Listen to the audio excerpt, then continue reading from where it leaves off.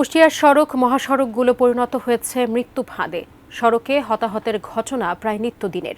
এবছরের গত 2 মাসে প্রাণ হারিয়েছেন স্কুল শিক্ষার্থী সহ অন্তত 30 জন।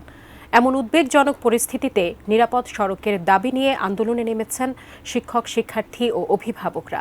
কুষ্টিয়া প্রতিনিধি শরীফুল ইসলামের তথ্য ছবি নিয়ে ডেস্ক রিপোর্ট। 16 ফেব্রুয়ারি সকাল 8টা নিজের স্কুলের সামনে বালুবাহী অবৈধ ট্রলির চাপায় মর্মান্তিক মৃত্যু হয় 6 বছরের শিশু ইব্রাহিমের। আহত হন তার দাদি।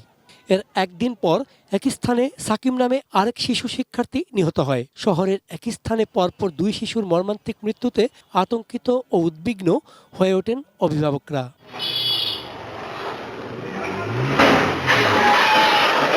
25 ফেব্রুয়ারি ইসলামী বিশ্ববিদ্যালয়ের শিক্ষার্থীদের বহনকারী বাস উল্টে অন্তত 25 জন আহত হন। ব্রেকফাস্ট, টিফিন কিংবা স্ন্যাক টাইমে মজাদার আয়োজন মানে অল টাইম ব্রেড। জানুয়ারি মাসেও প্রাণ হারান 4 জন স্কুল শিক্ষার্থী সহ অন্তত 12 জন।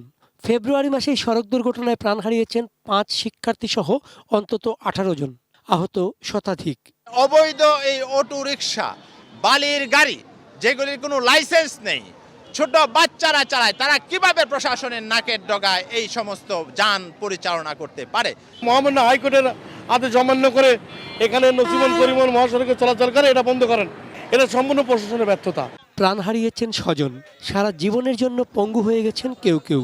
এমন দুর্ঘটনা প্রবণতার অন্যতম কারণ সড়কে অবৈধ যানবাহনের দৌরাত্ম্য। মূলত নির্বিকার প্রশাসনকে দায়ী করছেন কুষ্টিয়াবাসী। নসিমন পটাং অনিয়মিত চলাফেরা, এদের নিয়ম জানে, দেখুন লাইসেন্স নাই, গাড়ির কোনো লাইসেন্স নাই, এবং রোড পারমিট নাই। অবৈধ ট্রলি যেগুলো আছে এগুলো যেন বন্ধ হয়ে যায়, সেভাবে আমরা চাচ্ছি যে আমাদের বাচ্চাগুলো যাতে ভালোভাবে সুস্থভাবে যাতায়াত করতে পারে। তবে কুষ্টিয়া হাইওয়ে পুলিশের দাবি, সড়কে দুর্ঘটনা রোধে অবৈধ যানের বিরুদ্ধে নিয়মিত অভিযান পরিচালনা করছেন তারা। জেলা প্রশাসক মহোদয়ের কার্যালয়ে একটা সিদ্ধান্ত গৃহীত হয়েছে যে সকাল 8টা থেকে রাত্রে 8টা পর্যন্ত নসিমন করিমন যাতে শহরে চলাচল করতে না পারে সেটার ব্যাপারে ব্যবস্থা নিতে বলা হয়েছে। আমরা সেটা কার্যক্রম চালিয়ে যাচ্ছি, প্রতিদিনই করি। নিরাপদ সড়কের দাবিতে সড়কে নেমেছেন কুষ্টিয়ার উদ্বিগ্ন, উৎকণ্ঠিত মানুষ।